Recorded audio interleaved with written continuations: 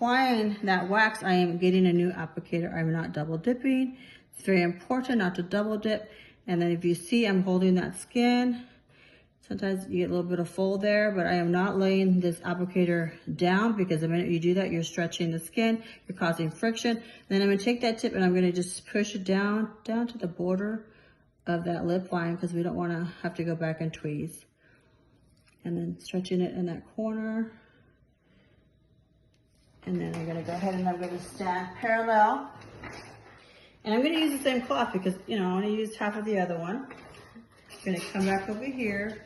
I'm going to apply that cloth right here on this corner. I'm gonna pat, and then I'm gonna stretch, because we had that little corner there that made a divot in her skin. And then I'm gonna, same thing, I'm just gonna pat, go this way. If you see that mole, I am gonna try to go around the mole so I didn't get wax on the mold. And then again, I'm gonna stretch and then pull. Same there, getting that hair. And I'm gonna try to use as much as I can of this cloth, because remember, every time you get another cloth, you waste product, and that's money. And again, I'm not going back, I'm not doing this. And I got a little bit on this corner here that, so what I'll use is I'll take the same wax that's on that cloth, stretch the skin, pat it, and see if I can get it. There we go. And then I got all the hair off and also all the residue.